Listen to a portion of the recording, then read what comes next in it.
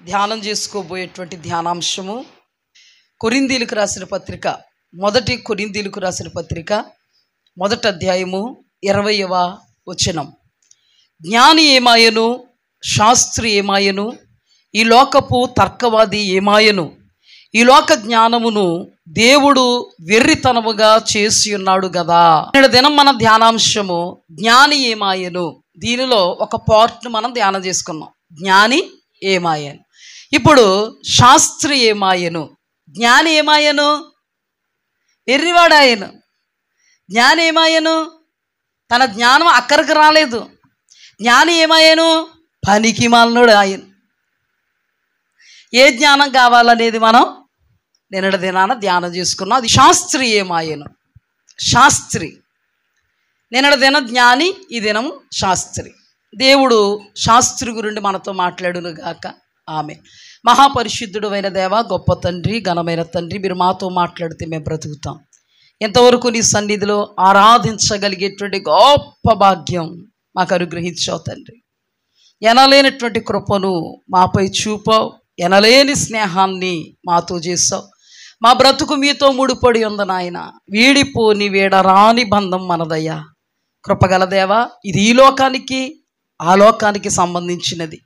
కరుణా సంపన్నుడా, మీ మాట కొరకు మేము వేచి ఉన్నాం. మాతో మాట్లాడండి.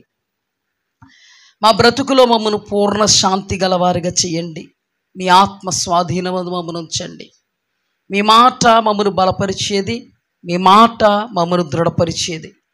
మీ మాట ద్వారా మేము బలం తెచ్చుకోవడానికి, దృఢపరచబడ్డానికి మీ కృపను ధారాళంగా దయచేయమని, మీ యొక్క వాక్కును ప్రభువా మీ ఆత్మ చేత విశదపరచడానికి, అధికారపూర్వకంగా బోధించడానికి, ప్రతి ఒక్క హృదయంలోనికి దూసుకుపోవడానికి మీ కృప దయచేయండి. నేను గాడిదను, నీవు హెచ్చవలసి ఉన్నది. నీవే మా మధ్యలో కనుపరచబడవలసి ఉన్నది. కరుణా సంపన్నుడా, ఎల్లప్పుడూ మీకు విధేయులం కావడానికి మీ మాట మమ్మను బలపరచునుగాక. మాతో మాట్లాడమని యేసు నామములు అడిగి వేడుకుని పొందుకుని నామ పరమ తండ్రి. ఆమె. శాస్త్రి ఏమాయను. శాస్త్రి అంటే ఎవరు అంటే, జ్ఞానము అనబడేటువంటి తాళపు చెవిని ఎత్తుకుపోయినాడు. శాస్త్రి అంటే ఎవరు? జ్ఞానము అనబడేటువంటి తాళపు చెవిని ఎత్తుకుపోయినవాడు. రెండవదిగా ధర్మశాస్త్రాన్ని జ్ఞానముతో ఉపదేశించేవాడు. దేవుడు ఈ ధర్మశాస్త్రోపదేశకుల గురించి, లేదా మనం పర్టికులర్గా శాస్త్రి గురించి ధ్యానం చేసుకుంటున్నాం కనుక, ఈ శాస్త్రి అనబడినటువంటి వాడు జ్ఞానము అనే తాళపు చెవిని ఎత్తుకెళ్ళిపోయాడంట. ఎత్తుకెళ్ళిపోయాడంటే అర్థం అవ్వట్లేదు మనకి. దేవుడి దగ్గర నుంచి అలాగే ఎత్తుకెళ్ళిపోతాడండి. మరి ఇంతవరకు జ్ఞానం గురించి మాట్లాడుకున్నాము. ఆ జ్ఞానం ఏ జ్ఞానం? నిన్నటి దినం మనం మాట్లాడుకున్నాం, దైవ జ్ఞానం గురించి మాట్లాడుకున్నాం, తమ సొంత జ్ఞానం గురించి మాట్లాడుకున్నాం. తమ సొంత జ్ఞానం తమను ఏం చేసింది? మరి శాస్త్రి అనబడేటువంటి ధర్మోపదేశకుడు తాళపు చెవులు, జ్ఞానం అనే తాళపు చెవిని ఎత్తుకుపోయాడంట. చివరికి తెలుస్తుంది మనకి ఏ జ్ఞానం ఇది. లోకాసు వార్తలో రాయబడి ఉంది. అయితే ఇప్పుడు దేవుడు శాస్త్రుల గురించి ఏం మాట్లాడాడు అని జాగ్రత్తగా మనం అధ్యయనం చేయగలగాలి. మత్తయి సువార్త 23వ అధ్యాయం అంతా ఆయన అయ్యో శాస్త్రులారా, పరిసయ్యులారా. ఎవరి గురించి? ఆయన శాస్త్రి గురించి, పరిసయ్యుని గురించి. ఇక్కడ శాస్త్రి ఏమాయను అంటే ఇప్పుడు మనం ఎవరిని ధ్యానం చేసుకోవాలి? శాస్త్రినే ధ్యానం చేసుకోవాలి. ఇప్పుడు పరిసయ్యుల గురించి, శాస్త్రుల గురించి దేవుడు ఏమన్నాడంటే అయ్యో శాస్త్రులారా అనుకోవచ్చా? పరిసయ్యుని పక్కన పెట్టి ఇప్పుడు శాస్త్రిని ఏం చేయాలి? మనం ధ్యానం చేయాలి. ఏమన్నాడు దేవాది దేవుడు శాస్త్రి గురించి అనేది మనం వాక్యంలో నుండి ధ్యానం చేసుకుంటే, ఆయన జ్ఞానం ఎలా ఉందో, అసలు శాస్త్రి ఏమయ్యాడో, మనమేం అవ్వాలో, దానిలో నుండి మనమేం అధ్యయనం చేయాలో జాగ్రత్తగా జ్ఞాపకం చేసుకుందాం. లూకాసు వార్త 11వ అధ్యాయము 52వ వచనములో సుస్పష్టంగా రాయబడిన మాట ఏంటంటే, అయ్యో ధర్మశాస్త్రోపదేశకులారా, మీరు జ్ఞానమును తాళపు చెవిని ఎత్తుకొని పోతిరి, మీరును లోపల ప్రవేశించరు, ప్రవేశించు వారిని అడ్డగింతురని చెప్పెను. ఈ మాట మంచిగా అనిపిస్తుందా మనకి? మీరు జ్ఞానం అనే తాళపు చెవిని ఎత్తుకుపోయారు. కొంతమందిని అంటాం, వీడి జ్ఞానం చాలా గొప్పడు, వీడికి చాలా జ్ఞానం ఉంది, ఈమెకి చాలా జ్ఞానం ఉంది. ఆ జ్ఞానం ఏ జ్ఞానం అర్థమైంది మనకి? ఎప్పుడు? నిన్న అధ్యయనం చేస్తే, ధ్యానం చేస్తే చాలా గొప్పది. ఆ జ్ఞానం ఏమి జ్ఞానమో అర్థమైంది. అది మిడిమిడి జ్ఞానమని, అది దెయ్యాల జ్ఞానమని, అది అక్కరకు వచ్చే జ్ఞానం కాదని, అది పనికిమాలిన జ్ఞానమని, అది దేవుడి యొద్ద నుండి దూరం చేసేటువంటి జ్ఞానమని మనం అధ్యయనం చేసాం. మరి వీళ్ళు కూడా జ్ఞానం అనే తాళపు చెవిని ఎత్తుపోయారంట. అంటే వీళ్ళకి చాలా జ్ఞానం ఉందన్నమాట. ఏ జ్ఞానం? ఆ జ్ఞానంతోనంట వీళ్ళు పరలోకం ప్రవేశించరంట. ప్రవేశించే వాళ్ళను కూడా లాగేస్తారు వెనక్కి. దాని అర్థం అంటే ప్రవేశించే వాళ్ళను కూడా ప్రవేశించనివ్వరు. జాగ్రత్తగా అర్థం చేసుకుందాం, బాగా అర్థం చేసుకుందాం. అంటే ఈ జ్ఞానం అనే తాళపు చెవితో వీళ్ళు ఏం చేస్తున్నారా? ఈ జ్ఞానం అనే తాళపు చెవి ఎత్తుకుపోయారు. కానీ ఈ జ్ఞానం వాళ్ళని పరలోకం చేర్చదు. ఈ జ్ఞానాన్ని బోధిస్తున్నప్పుడు ఎవరి జ్ఞానాన్ని నమ్ముకుంటారో వాళ్ళు పరలోకం చేరరు. అయ్యో ధర్మశాస్త్రోపదేశకులారా, మత్తయి సువార్త 23వ అధ్యాయములో అయ్యో శాస్త్రులారా, వీళ్ళు ధర్మశాస్త్రాన్ని ఉపదేశిస్తారు. వీళ్ళు మోసే అగ్రపీఠములు యందు ఆసీనులై ఉంటారు. వీళ్ళు ఏం చేస్తారంటే ఒక ప్రత్యేకమైనటువంటి వస్త్రధారణ కలిగి ఉంటారు. వీళ్ళు అగ్రస్థానాలను, అగ్రపీఠాలను ఎంచుకుంటారు. వీళ్ళు తమ మతంలో కలుపుకోవడానికే ఆకాశాన్ని, భూమిని చుట్టేస్తారు. అంటే దాని అర్థం ఏంటంటే వాళ్ళు జ్ఞానం అనే తాళపు చెవిని ఎత్తుకుపోయారు కదా. ఈ వాక్యంలో ఒకరిని మతంలో కలుపుకోవడానికి అనుకూలమైనటువంటి జ్ఞానముతో కూడినటువంటి బోధన అంతటిని కూడా అనుకూలపరిచేసుకుని ఆడింకా అయ్య బాబా ఏమండి ఓడిపోయామండి బాబు, మీరు చెప్పిందే రైట్ అండి బాబు, మీరేం చెప్తే అదే చేస్తామండి బాబు అనేంతగా ఈ జ్ఞానాన్ని ఉపయోగించి, ధర్మశాస్త్రాన్ని బోధించి, అనుకూల వచనాలన్నీ తీసుకుని తయారు చేసుకుని వాళ్ళని ఏం చేస్తారంట? మతంలో కలుపుకోవడానికి ఆకాశాన్ని, భూమిని చుట్టొచ్చేస్తారంట. అంటే ఏంటో తెలుసా? ఈ వాక్యములో వాణ్ణి మతంలో కలుపుకోవడానికి కావలసినంతటి దాన్ని సమకూర్చుకొని బుర్రలో పెట్టుకుని నోటితో వాళ్ళకి చెప్పి వాళ్ళని మతంలోకి తీసుకెళ్ళి, తీరా మతంలోకి వచ్చాక వీళ్ళు వెళ్ళరు పరలోకం, వాళ్ళు వెళ్ళేవారు. ఆ మాట కూడా చూపిద్దామా? మత్తయి సువార్త 23వ అధ్యాయం.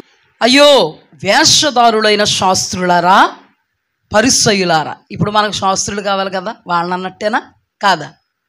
అయ్యో వేషధారులైన శాస్త్రులారా, ఒకని మీ మతములో కలుపుకున్నటకు మీరు సముద్రమును, భూమిని చుట్టి వచ్చేదరు. అతడు కలిసినప్పుడు అతని మీకంటే 2 అంతల నరకపాత్రులుగా చేయుదురు. మతంలో కలుపుకుంటారంతే. వాళ్ళకు అనుకూలమైనటువంటి బోధలు బోధించి, వాళ్ళకు అనుకూలంగా మార్చుకుని వాళ్ళు ఏమని మాట్లాడతారంటే ఈ వాక్యానికి ఎవరు ప్రియారిటీ?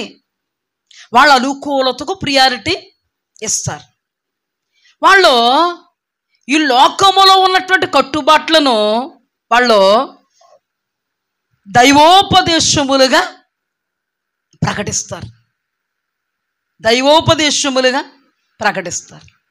ఈ రోజుల్లో కొంతమంది పాస్టర్లు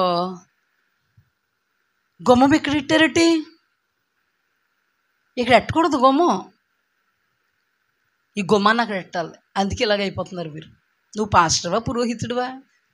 నాకు అర్థం కాక అడుగుతున్నాను.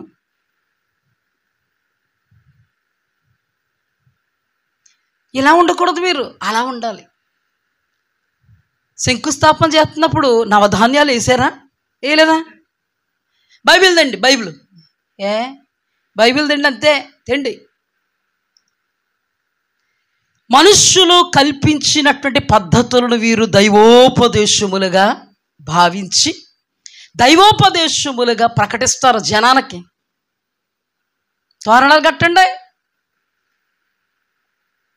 అక్షంతలో సిద్ధపరిచారా, పశువు దిట్టంగా అద్దించండి, కుడుకాలు ముందెట్టు. ఎడంకాలు దేవుడు ఇవ్వలేదేమో, ముందెట్టు కుడుకాలు, ముందు బైబిల్ ముద్దెట్టు, ఆ తర్వాత ఏం ముద్దెట్టలే. అంటే ఏంటిది అంటే తమకు అనుకూలమైన వాటిని వాళ్ళు దైవోపదేశములని ప్రకటిస్తూ ఉంటారు. ఇంతకీ వీళ్ళు ధర్మశాస్త్రోపదేశకులే. వీళ్ళు పరిస్థితి ఏంటంటే వాక్యాన్ని బోధిస్తారు, ధర్మశాస్త్రం అంతా వీళ్ళకి తెలుసు. వీళ్ళ పరిస్థితి ఏంటంటే దేవుడు చెప్తున్నటువంటి మాట ఏంటంటే ఇక్కడ, అయ్యో శాస్త్రులను పరిసయ్యులను మోసే పీఠములందు కూర్చుండువారు గనుక వారు మీతో చెప్పు వాటన్నిటిని అనుసరించి గైకొనుడి, అయినను వారి క్రియల చొప్పున చేయుకుడి. వారు చెప్పుదురే గాని చేయరు. మోయ సఖ్యము గాని భారమైన బరువులు కట్టి మనుష్యుల భుజాల మీద వారు పెట్టుదురే గాని తమ వ్రేలుతోనైనను వాటిని కదిలింపనొల్లరు.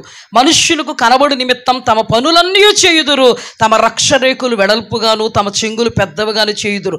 విందులలో అగ్రస్థానములను, సమాజ మందిరములో అగ్రపీఠాలను, సంత వీధులలో వందనవచనాలను మనుష్యుల చేత బోధకులని పిలువబడుటయు కోరుదురు. మీరైతే కోరుదురు. 11 మీరు 13 అయ్యో వేషధారులైన శాస్త్రులారా పరిసయ్యులారా, మీరు మనుష్యులు ఎదుట పరలోక రాజ్యమును మూయుదురు. మీరు అందులో ప్రవేశింపరు, ప్రవేశించు వారిని ప్రవేశింపనివ్వరు.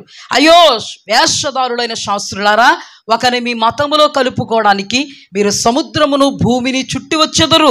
అతడు కలిసినప్పుడు అతని మీకంటే 2 అంతల నరక పాత్రులుగా చేయుదురు. అయ్యో అందులైన మార్గదర్శకులారా, అయ్యో వేషధారులైన శాస్త్రులారా పరిసయ్యులారా, మీరు పుదీనాలో, సోపులో, జీలకర్రలో 10వ వంతు చెల్లించి ధర్మశాస్త్రములో ప్రధానమైన విషయాలను అనగా న్యాయమును, కనికరమును, విశ్వాసమును విడిచిపెట్టితిరి. వాటిని మానక వీటిని చేయవలసి ఉన్నది. అర్థమైందా? అంట ధర్మశాస్త్రము అంతా బోధిస్తారు వీళ్ళు, శాస్త్రం అంతా బోధిస్తారు. కానీ ధర్మశాస్త్రములో ప్రధానమైనటువంటి విషయాలను విడిచిపెడతారు. న్యాయము, కనికరము, విశ్వాసము విడిచిపెడతారు. న్యాయము, కనికరము, విశ్వాసం విడిచిపెడతారా? విశ్వాసము లేకుండా దేవునికి ఇష్టలై ఉండటం అసాధ్యం కదా. కనికరం గలవారు ధన్యులు కదా, రాయబడినది కదా. ప్రేమ లేకపోతే మ్రోగెడు కంచును గనగనలాడు తాళం కదా. ప్రేమ లేనివాడు అసలు దేవుడికి బిడ్డ అని అనిపించుకోవడానికి యోగ్యుడు కాదు కదా.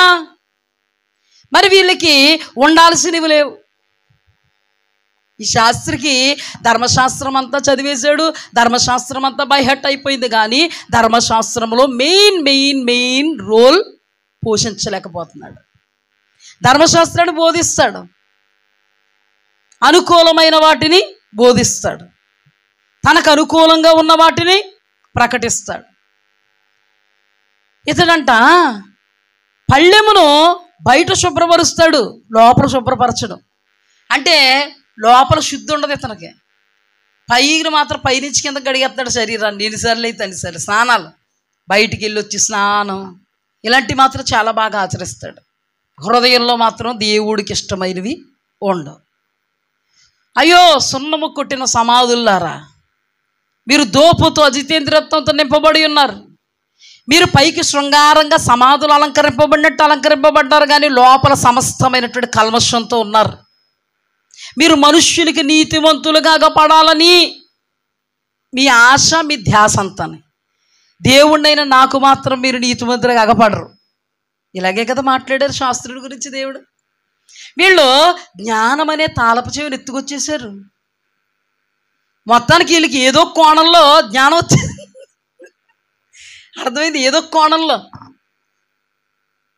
కొంతమంది ఉంటారు కదమ్మా, దేవుని బిడ్డలు అయ్యి ఉండక్కర్లేదు, వాళ్ళకి జ్ఞానం ఉంటుంది. చూడండి, క్యాంపులు ఎవరు జ్ఞాని? వాళ్ళ దగ్గరికి వెళ్తున్నారు కదా, తగుక్కి వాళ్ళే. ఆ జ్ఞానం వాళ్ళని పరలోకం తీసుకెళ్తుందా చెప్పండి? మరి ఈయన జ్ఞానం పరలోకం తీసుకెళ్తుందా?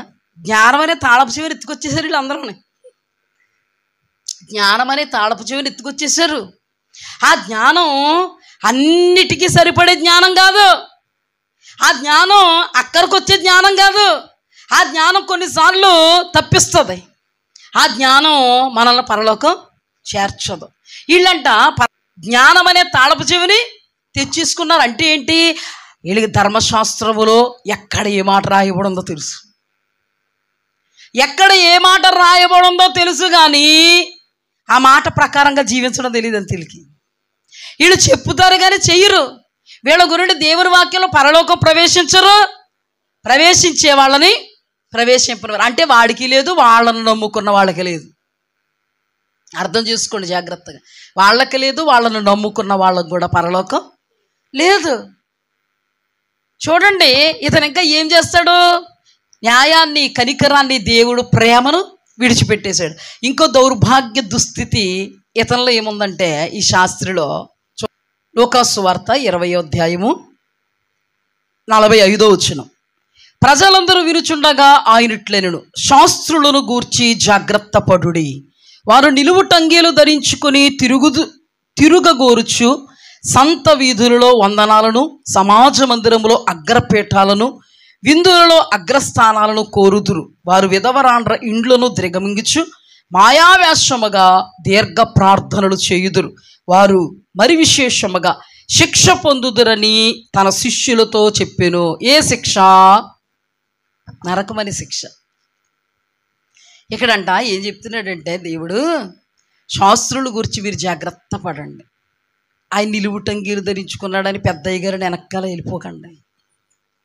అర్థమైందా? నెత్తిమీద సీటుకుని ప్రార్థన చేయించుకోకండి. ఆయన ఎక్కువగా చూడకండి. ఆయన బట్టి అతిశించేయకండి. ఆయన వెళ్ళడం మిమ్మల్ని వెళ్ళనివ్వడం. ఆయన ఏం చేస్తారో తెలుసా? విధవరాండి ఇళ్ళు దిగమింగేస్తాడంట. అసలు విధవరాళ్ళని, తండ్రి లేని బిడ్డల్ని దేవుని బిడ్డలు అన్న వాళ్ళు కనికరించాలి. అలాంటిది పెద్దయ్య గారు ఏం చేస్తారంటే మింగేస్తాడంట. ఈ పెద్దయ్య గారు ఏం చేస్తారు? మింగేస్తారంట. సమాజ మందిరాలు అగ్రపేటాల్లో ఉంటారన్నమాట. వీళ్ళు వాళ్ళే కూర్చోవాలి, ఇంకేమన్నా కూర్చోలేరు అక్కడ. వాళ్ళకి రిజర్వ్డ్ అనమాట ఆ షీటు. అర్థమైందా? ఇంకా విందులలో అగ్రస్థానాలు, ఇలాంటి వాళ్ళకు ముందు పెద్ద పీట వేసేస్తారు వద్దన్నా. మాయావేషం. ఏ వేషం ఉండకూడదు? వేషమే దేవుడికి ఇష్టం ఉండదు. వేష్యనైనా క్షమిస్తాడంట దేవుడు, వేషధారణ క్షమించడంట. మరి పెద్దయ్య గారు మాయావేషం వేసాడు. ఈ మాయావేషపు ముసుగు ప్రార్థనల ముసుగు అనమాట. ఇది పై ప్రార్థన, అందరూ చూస్తేనే ప్రార్థన, అందరూ చూస్తేనే ప్రార్థన చేసేవాళ్ళు దేవుడి దృష్టిలో మాయావేషం వేసినట్లు. జాగ్రత్త సుమ. వ్యక్తిగతంగా యథార్థంగా దేవుని ఎదుట ప్రార్థన చేసేవాళ్ళు యథార్థవంతులు. అందరూ ఉన్నప్పుడు బిగ్గరగా ప్రార్థన చేసేవాళ్ళు, ఎక్కువసేపు ప్రార్థన చేసేవాళ్ళు, కళ్ళంట నీళ్లు తెచ్చేసుకుని ప్రార్థన చేసేవాళ్ళు మాయావేషం కలిగిన వాళ్ళు దేవుడి దృష్టిలో. వేశ్యనైనా క్షమిస్తాడు కానీ దేవుడు ఇలాంటి వాళ్ళను క్షమించడు. కానీ అన్ని వేషాలు, అన్ని మోసాలు ఎవరిలో ఉన్నాయి? శాస్త్రులో ఉన్నాయి. ఈ శాస్త్రి అసలు ఎలాంటివాడో తెలుసా? కనుపరుచుకోవాలన్న బుద్ధి. అంటే లోపల ఏముండదు, డొల్ల, బయటకు కనబడద్దు అనమాట అంతా. ఇలాంటి వాళ్ళే కదా అంటారు, పైకి పల్లకీల మాత అంట, ఇంట్లోనంట ఈగల మాత అంట. ఈయన ఒంట్లన్నీ కూడా ఈగలే, ఒంట్లన్నీ ఈగలే. దుష్టాత్మక సాదృశ్యం. బయటికి ఏం లేవు, కానీ చూసి వాళ్ళకి మాత్రం కనబడుతున్నాయి, కానీ దేవుడికి లోపలదే కనబడుతుంది, బయటది కనబడదు. ఆయనకి పై రూపాన్ని లక్ష్య పెట్టేవాడు కాదు, హృదయాంతరంగాలను లక్ష్య పెట్టేవాడు. ఎంత పేస్టులు, ఎంత క్రీములు అప్లై చేసేసి పైకి ఇదిగా ఉన్న లోపల ఆంతర్యాన్ని, హృదయాన్ని దేవుడు చూస్తాడు. అందాన్ని సందాన్ని చూసి దేవుడు పరలోకం ఇచ్చాడు. ఆత్మ సౌందర్యాన్ని చూసి పరలోకం ఇస్తాడు, ఆత్మీయతను చూసి పరలోకం ఇస్తాడు, మన మాట చూసి, తీరు చూసి, ప్రవర్తన చూసి పరలోకం ఇస్తాడు. పైకి ఎంత స్టైల్గా మాట్లాడినవాడో, ఇంగ్లీష్ పీస్ ముక్కలు మాట్లాడినవాడో ఏమిస్తాడు? అంతరంగం, అంతరంగ సౌందర్యాన్ని కోరుకుంటాడు మన ప్రియుడు. హల్లెలూయా. పరిశుద్ధ అలంకారములను కోరుకుంటాడు మన ప్రియుడు. హల్లెలూయా.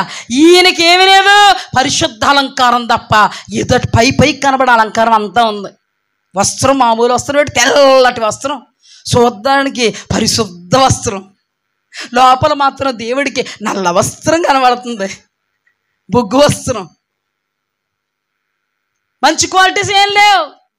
విధవరాళ్ళ ఇల్లును దిగమింగే క్వాలిటీ. దేవుని ప్రేమ లేదు, కనికరం లేదు, విశ్వాసం లేదు. వాక్యం చెప్తాడు కానీ వాక్యానుసారంగా బ్రతకడు. ఆజ్ఞలన్నీ తెలియదా? నిద్దట్లో లేపు అడిగేసిన చెప్పేస్తాం మేము ఆజ్ఞలు. వాగ్దానాలు చెప్తారా? చెప్పేస్తాం. ఎక్కడ రాయబడింది? చెప్పేస్తాం.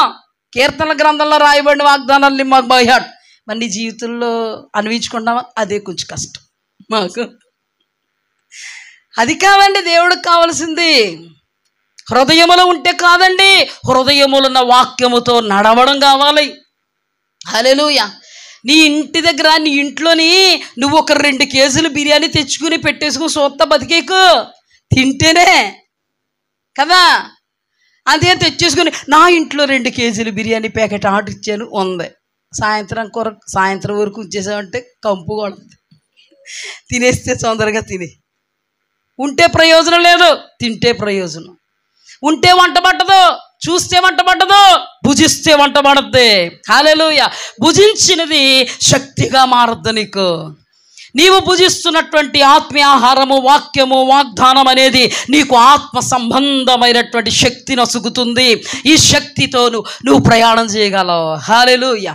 ఏలియా అది నాన్న దేవదూత ద్వారా తేబడినటువంటి రొట్టె మాంసము తిని 40 దినాలు శక్తికి మించినటువంటి ప్రయాణం చేశాడు. హల్లెలూయా. అది ఆయనకు శక్తిని నొసగింది. ఇది మనకు శక్తిని నొసగాలి. ఈ మహానుభావుడు శాస్త్రే పైకి, ధర్మశాస్త్రోపదేశకుడే పైకి, ఏమీ లేదు లోపల. దేవుడు అంటాడు నీకు నరకం, నిన్ను వెంబడించిన వాళ్ళకి నరకం. ఏ క్వాలిటీ ఉందబ్బాయి నీకు? అసలు నీ గురించి నువ్వేం చెప్పుకుంటా చెప్పు. నా గురించి నేనా? ధర్మశాస్త్రం అంతా నాకు తెలుసు. నీ దగ్గర ఎంతమంది ఉన్నారో చాలామందికి నేను బోధిస్తా. ఆచరిస్తావా? అదే డౌట్. దేవుడు నీ గురించి చెప్పాలంటే ఏం చెప్తాడు? నాకు తెల్దాం. నువ్వేమనుకుంటున్నావు? నాకు తెల్దాం. జనాలు ఏమనుకుంటున్నారు? నీతిమంతుడు అనుకుంటున్నారు. నేను చెప్పనా దేవుడు ఏమనుకుంటున్నాడో? నువ్వు వేస్ట్ అనుకుంటున్నాడు, శుద్ధ దండగా అనుకుంటున్నాడు. నువ్వు నీతిమంతుడుగా కనబడాలని వీళ్ళు ప్రోకులాడేస్తారంట జనాల మధ్యలో. దేవుడు వాళ్ళ గురించే మాట్లాడారు. మీరు నీతిమంతులు అనిపించుకోవడానికి ఎవరి మధ్యలో? మనుష్యుల మధ్యలో ఉంది. వాక్యంలో చాలా సందర్భాల్లో చూపించారు. మీరు నీతిమంతులు అనిపించుకోవడానికి ఒక శాస్త్రి యేసు ప్రభు దగ్గరికి వచ్చేసాడు. ఎలాగొచ్చాడో తెలుసా? నేను నీతిమంతుడని అగుపరుచుకోవడానికి వచ్చాడు. నీతిమంతుడని అగుపరుచుకోవడానికి వచ్చాడు. ఈ లోకా సువార్తలోనే చూడండి అమ్మా. లోకా సువార్త 10వ అధ్యాయం 25వ వచనం. ఇదిగో ఒకప్పుడు ధర్మశాస్త్రోపదేశకుడు ఒకడు లేచి, బోధకుడా, నిత్య జీవమునకు వారసుడగుటకు నేనేమి చేయవలనని ఆయనను శోధించుచు అడిగాను. అసలు దేవుడు శోధించమన్నాడా? ఇశ్రాయేలును శోధింతే అరణ్యంలో రాల్చేశాడు దేవుడు. శోధించడానికి ధర్మశాస్త్రోపదేశకుడు అంటే యేసుప్రభు చిన్నోడు. యేసుప్రభు ఎంతటోడు? 33.5 సంవత్సరాల మధ్యలోడు. నేనెవరిని? పండితుణ్ణి. నేను ముసల ప్రవక్త ఏం చేశాడు? నేను ముసలో నా తల నెరిసి గొప్ప ప్రవక్తల జాబితాలో ఉన్నాను. అక్కడెక్కడి నుంచో వచ్చి నన్ను సందర్శించుకోకుండా వెళ్ళిపోతాడా? ఎవరైనా అడిగితే రాలేదంటే నా ఇమేజ్ డ్యామేజ్ అయిపోదు. అదే మనం వెళ్ళిపోదాం. ఏం చెప్తావు తాత? ఏం చెప్పను, దేవదూత కనబడిందని చెప్తారు. మన నోరు మన ఇష్టం కదా. అద్దు పద్దు ఏముంది మనకి? ఒక పరిధి ఏముంది? ఒక పద్ధతి ఏముంది? నరలేని నారుక 400 మాటలు మాట్లాడేద్దాం. వెళ్ళి ఈయన ఆల్రెడీ నాశనం, ఆ మంచోడిని నాశనం చేస్తాడు. వెళ్ళి ఈయనంట యేసుప్రభు చిన్నోడు కదా పాపం, అందుకనంటే యేసుప్రభు దగ్గరికి వచ్చంట శోధిస్తూ, పరలోక రాజ్యం ప్రవేశించాలంటే నేనేమి చెయ్యాలి? నిత్య జీవానికి వారసుని అవ్వాలంటే నేనేం చేయాలి? ధర్మశాస్త్రోపదేశకుడికి తెలదంట పాపం, ఏం చేయాలో. అర్థమైందా? యేసుప్రభు కూడా అలా అన్నారు. అందుకు ఆయన ధర్మశాస్త్రం అందు ఏమి వ్రాయబడి ఉన్నది ఎందుకంటే గోప పగిలేలాగా ఇచ్చాడు సమాధానం. అంటే ధర్మశాస్త్ర ఉపదేశకుడు కదా నువ్వు, ధర్మశాస్త్రమును ఆదురుని అంతవరకు బైహార్ట్ చేసేసిన వాడు కదా, నిద్రలో లేపడితే చెప్పేస్తా కదా నువ్వు. అదంతా చెప్పకుండా జ్ఞానంగా ఏమన్నాడు దేవుడు, ధర్మశాస్త్రములో ఏమి వ్రాయబడి ఉన్నది నీవేమి చదువుచున్నావు. చిన్నోడు అనుకున్నాడు పాపం. చిన్నోడు కాలికేస్తే ఏలికేద్దాం, ఏలికెత్తే కాలికేద్దాం అనుకుంటే సర్వాంతర్యామి ఇక్కడ మాట్లాడుతున్నది. చాలామంది అనుకుంటారో చిన్నోళ్ళు వాక్యాలు వినరంట. అంటే చిన్నోళ్ళు మరి ఎవరు ఏంటావు తాత నువ్వు, పెద్ద పెద్దోళ్ళు. అవును, ఉన్నారు కొంతమంది తల నెరిసిన వాళ్ళు వింటారంట. వీళ్ళు తల నెరిసిన తాత ఏం చేశాడు, మంచోడిని లాగేసాడా? వయస్సుతో నిమిత్తం కాదండి, చిన్నప్పుడే బాల్యంలోనే నెరసిని వెంట్రుకలు కలిగినటువంటి ఏలి కుమారుల భాగోతాన్ని బాలుడైనటువంటి సమూయేలుకి చెప్పినవాడు దేవుడు. చిన్న పెద్ద కాదు, దేవుని ఆత్మతో నింపబడి నడిపింపబడుతున్న ప్రతి ఒక్కడిని కూడా నువ్వు చేర్చుకో, బాగుపడతావు. చిన్నోళ్ళు వాక్యం వినం, పెద్దోళ్ళు వాక్యం వింటాం. అది తీసిపాడే, ముందు తీసిపాడే. చిన్నోడు అనుకుని వచ్చాడండి, ఏలికి ఎత్తే కాలికి ఎద్దామని. దేవుడు ధర్మశాస్త్రంలో ఏం రాయబడదో నువ్వేం చదువుతున్నావు అవసరాన్ని అడిగాడా లేదా? అప్పుడు చూడండి, అతడు నీ దేవుడైన ప్రభువును నీ పూర్ణ హృదయముతో, నీ పూర్ణ మనస్సుతో, నీ పూర్ణ శక్తితో, నీ పూర్ణ వివేకముతో ప్రేమింపవలననియు నిన్ను వలె నీ పొరుగు వారిని ప్రేమింపవలననియు వ్రాయబడి ఉన్నదని చెప్పాను. అందుకు ఆయన నీవు సరిగా ఉత్తరం ఇచ్చితివి, అలాగూ చేయమో అప్పుడు జీవించదవు. నీకు అన్నీ గుర్తున్నాయి కానీ అలాగా చేయడం లేదు. నువ్వు జీవించాలంటే యుగయుగాలు పరలోక రాజ్యాలు చేయాలంటే నువ్వు అలా జీవించు. చెప్పడం వల్ల ఉపయోగం లేదు, నన్ను శోధించడం వల్ల అసలు ఉపయోగం లేదు. నీకు అన్నీ తెలిసినప్పుడు తెలిసిన దాన్ని అన్వయించుకో, తెలిసిన దాన్ని హృదయంలో భద్రపరుచుకుని దాని ద్వారా బ్రతుకు. ఇక్కడ అంటున్నాడు కదా, సరిగా ఉత్తరం ఇచ్చి అలాగూ చేయు. ఎలాగూ? ఏదైతే రాయబడిందో, ఏదైతే నువ్వు ప్రకటిస్తున్నావో ప్రకటించడం మాత్రమే కాక అన్వయించుకుని బ్రతుకు, జీవిస్తావు అని చెప్పాను. అయితే తాను నీతిమంతుడైనట్లు కనుపరుచుకొనగోరి ఎంత చెత్త చేశాడనమాట. నీతిమంతుడైనట్టు ఏం చేయాలంట? కనుపరుచుకొనగోరి. ప్రార్థనా పరులమైనట్టుగా కనుపరుచుకోవాలనుకుంటారు కొంతమంది. మేము చాలా భక్తులు అన్నట్టుగా కనుపరుచుకుంటాం. ఒక ఆవిడ వచ్చిందండి నా దగ్గరికి. ఎందుకు వచ్చిందో నాకు అర్థం అవ్వలేదు. హడావిడికి వచ్చేసి, ఏమండి బాగున్నారా, ప్రైజ్ రాడని నేనంటే, చర్చి ఏదండి, చర్చి ముందు ప్రార్థన చేసేసుకోవాలండి నేను, పైన వెళ్ళి అన్నాను. అంటే అర్థం ఏంటి? వచ్చింది పాస్టర్ గారి దగ్గరికి వచ్చావనే చెప్పావు. ముందు అక్కడికి ఏదో ప్రియారిటీ నేను మందిరానికి ఇచ్చేస్తాను, ప్రార్థనకి ఇచ్చేస్తాను అన్నట్టు ఎక్కడెక్కడ తడివేసుకుంటుంటే పైన వెళ్ళొచ్చింది. తీరాళ్ళు భాగవతం ఏంటంటే పరమ దౌర్భాగ్య దశలన్నీ వాళ్ళలోనే ఉన్నాయి, వాళ్ళ కుటుంబంలోనే. వాక్యానికి విరోధమైన బ్రతుకు, వాక్యానికి విరోధమైన జీవితం. ఇలాంటి వాళ్ళు ఎప్పుడు కూడా చూపించేసుకుందాం అనుకుంటారు. చూపించుకుందాం అన్న వాళ్ళని అస్సలు అంగీకరించకండి. కోటీశ్వరుడు అన్నవాడు చూపించుకోలేడు, ఏమీ లేనోడు ఎగిరిగిరిపోయాడు అన్నీ చూపించుకుంటాడు. అర్థమైందా? భోజనానికి వెళ్ళారండి, ఆకు వేసారండి మీకు, ఆకు ఏమండి ఉఫ్ అని కొంచెం గాలి ఉఫ్ అని లేతను ఎగిరిపోద్ది. ఏమీ లే నాకు ఎగిరిగిరి పడద్దంట, అన్ని పదార్థాలు పెట్టి ఒదుగుంటుంది. తెలుసా? అర్థమైందమ్మా ఇప్పుడు? అందుకని ఆత్మీయత ఉన్నవాడు కనుపరుచుకోవాలనుకోడు. ఏ ఆత్మీయత లేదాడికి, లేనోడే అల్లల్లాడిపోతాడు. చూపించుకోవాలి, నా ప్రార్థన చూపించుకోవాలి, నా భక్తి చూపించుకోవాలి, నేను ఎలా వళ్ళిస్తానో చూపించుకోవాలి. ఇంటికి వెళ్తే ఏముండదు, ఇంటికి పెట్టు ఏముండదు. తెల్లవారుజాము ప్రార్థన లెగుతామేమో కానీ నిద్రే ఏముండదు. ఎవరిని మోసం చేద్దామని చూపించుకోవడమే. ఈ శాస్త్రి కూడా చూపించుకోవడమే. ఎవరి దగ్గర చూపించుకోవాలనుకున్నాడు ఇంకా నయం. కొంతమంది పాస్టర్ గారుల దగ్గర, పాస్టర్ గారుల దగ్గర, విశ్వాసుల దగ్గర, బంధువుల దగ్గర చూపించుకోవాలనుకుంటారు. ఈ మహానుభావుడు పిచ్చుకుందామని వచ్చినప్పటికీ లోపలంతా కనబడిపోద్ది ఆయనకి. ఎవరి దగ్గర చూపించుకోకూడదు, వాళ్ళ దగ్గరికి వెళ్తే చూపిస్తే మొత్తానికి దేవుడు భలే చెప్పాడు సమాధానం. నువ్వు అసలు ఏం బోధిస్తున్నావు, ఏం చదువుతున్నావు, నువ్వు చెప్పిన దాన్ని ఇలిసి. అర్థమైందండి? ఈ శాస్త్రికి బులపాటు ఎక్కువ. శాస్త్రి భాగవతం బయటపడిందా మనకి? శాస్త్రి భాగవతం ఏంటి? ప్రేమ కలిగి ఉండమంటాడు దేవుడు. ఆ ప్రేమే మాకు తెలదు, చూపించడం అంటారు వీళ్ళు. కనికరం చూపండ్రా, కనికరము చూపువాడు ధన్యుడు రాయబడిందే. నేను కనికరమనే కోరుచున్నాను కానీ బలిని కోరట్లేదు అని రాయబడింది. ధర్మశాస్త్రం అంతా చదివేసావు శాస్త్రి?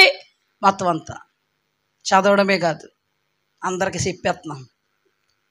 నేనైనా చెప్పేస్తే ఏమైపోదు, చెప్పేయడం వల్ల ఏమి అయిపోదు. అధికమైన శిక్ష ఉంటా చెప్పింది చేయకపోతే తెలుసా? ఈయన గారికి ప్రేమ లేదు, కనికరం లేదు, విశ్వాసం లేదు. విధవరాండ్ల ఇల్లు దిగమింగేయడమే. ఇంకా ప్రార్థన చేస్తాడు, జనాలు చూస్తేనే చేస్తాడు, వ్యక్తిగతంగా ఉండదు. ధర్మం చేస్తాడు, అందరూ చూస్తున్నారు లేదా, ధర్మం చేస్తాడు. ఉపవాసం చేస్తాడు, ముఖం వికారం కట్టేసుకుని ఉపవాసం చేస్తాడు. దశంభాగం ఇస్తాడు, దేవుడు ప్రేమే ఉండదు. కొన్ని చేస్తాడు కానీ దేవుడు అంగీకరించడు. కయ్యను తన అర్పణను దేవుడు అంగీకరించలేదు. హేబేలు అర్పణ దేవుడు అంగీకరించాడు. ఇప్పుడు శాస్త్రుల అర్పణ దేవుడు అంగీకరిస్తాడా? ఈ శాస్త్రి ఎలాంటివాడంటే దేవుని శోధించేవాడు. ఈ శాస్త్రి ఎలాంటి వాడంటే దేవుడు ఎదుటే నీతిమంతుడని కనిపరుచుకునేవాడు. ఏ దేవుడు? యేసుప్రభు ఎదుట. యేసుప్రభు ఏమో లోపలగా చూస్తున్నాడు. అప్పుడు ఇతని గురించి యేసుప్రభుకి అర్థమైంది ఏంటంటే మనుష్యులు ఎదుట తప్ప దేవుని ఎదుట నీతిమంతుడు కాదు. వీళ్ళ జ్ఞానం అనే తాళపు చెవిని ఎత్తుకొచ్చేసారు. జ్ఞానం వచ్చేసింది అంతళ్ళకి. ఈ జ్ఞానంతో వీళ్ళు ఏం చేస్తారా? ఒకళ్ళ మతంలో కలుపుకోవడానికి ధర్మశాస్త్రములు అనుకూల వచనాలన్నీ వల్లించి ఒక మెసేజ్ చేసేసుకుని బోధించేసి మతంలో కలిపేసుకున్నాక ఇంకా లేకనివ్వరాడు. అసలు ధర్మశాస్త్రాన్ని ఉపదేశించడం కానీ, ప్రార్థనలు చేయడం కానీ, ధర్మకార్యాలు కానీ ఇవన్నీ తమ మట్టుకు తాము దేవుని ఎదుట చేయాలని చెప్పాడు. కానీ వీళ్ళేం చేస్తారు తెలుసా? దేవుని ఎదుట చేయరు, మనుషులు ఎదుట. వీళ్ళు జనాల మెప్పు కోరేవాళ్ళు. ఈ జనాల గొర్రెలు ఏం చేస్తారంటే అయ్యగారు దుస్తులు చాలా ప్రత్యేకమైనవి, అయ్యగారు అగ్రస్థానం చాలా ప్రత్యేకమైనది. అయ్యగారు అంటే అయ్యగారే ప్రత్యేకంగా ఉంటారో చూడండి. అయ్యగారు ఇల్లు ప్రత్యేకంగా ఉండే అయ్యగారి దగ్గరికి ఇల్లు ఏమవుతుందో తెలుసా? వాళ్ళు ఏం చేస్తారంటే అనుకూలమైన వాటిని బోధించి మీరు మందిరంలోంచి వెళ్ళిపోకుండా, మీకు కష్టం కలగకుండా, బాధ కలగకుండా చక్కగా మందిరములో ఉంటూ క్రైస్తవులని మాత్రం అనిపించుకుంటూ కానుకలు అర్పిస్తూ ఆత్మ సంబంధంగా మీరు పతనమైపోయినా పర్లేదు కానీ వాళ్ళ హస్తాల్లోంచి మాత్రం బయటికి వెళ్ళకుండా మాత్రం మెయింటైన్ చేస్తారు. గద్దింపు ఉండదు. ఇంకా గద్దింపు ఉంటే కోపం వచ్చి ఇంకో చర్చికి వెళ్ళిపోతారు కదా, అందుకని గద్దింపు ఉండదు. ఎప్పుడు చూసినా కూడా వీళ్ళు ఏంటో తెలుసా? వాళ్ళకు అనుకూలమైన వాటిని తీసుకుంటారు. వాళ్ళకి ఏదన్నా అనుకూలమైనవి ఉన్నానుకో వాక్యం వెతుక్కుంటారు. ఈరోజు ఇది చెప్పాలా, డబ్బులు ఏమన్నా అవసరమైననుకో వాక్యం వెతుక్కుంటారు. ఇవ్వడి, అప్పుడు మీకు ఇవ్వబడు. దైవ కార్యాలు ఏమన్నా చేయాలనుకో వెతుకుడి, అప్పుడు మీకు దొరుకు. మీరు దేవుడి కార్యాలు చేస్తే దేవుడు మీకు కార్యాలు చేస్తాడు. అంతేగాని ఆటోమేటిక్గా దైవవాక్యములో ఆత్మీయతతో పరిశుద్ధాత్ముడు మనం నడిపిస్తూ ఉన్నప్పుడు, ఈ వాక్యములో ఆయా కోణాలు వస్తున్నప్పుడు దేవుడు మీతో మాట్లాడితే ప్రత్యేకించి నొక్కి ఒక్కాడించుకొని కపటోపాయముతో ఇందులో ఉన్న వాక్యం అంతా తీసుకుని ఒక మెసేజ్ అల్లుకొని మీ ఎదుటి నిలబడక్కర్లే. ఇన్ని క్వాలిటీస్ ఉన్నాయి. గుడ్ క్వాలిటీసా, బ్యాడ్ క్వాలిటీసా? బ్యాడ్ క్వాలిటీస్ అన్నీ. ఇలాంటి క్వాలిటీస్ మనకి ఉండకూడదు. శాస్త్రం ఏమయ్యానా మన ముందు పనికి మనోళ్ళుగా నిలబడిను. శాస్త్రం ఏమయ్యాను? వేషధారి ఆయను. శాస్త్రి ఏమాయను? నరకాగ్ని పాలాయను. శాస్త్రి ఏమాయను? తనకున్నటువంటి జ్ఞానం అనే తాళపు చెవితో వాక్యాన్ని అల్లుకొనును. శాస్త్రి ఏమాయను? తను ఏదైతే అనుకుంటున్నాడో దానిని రుద్దును. శాస్త్రి ఏమాయను?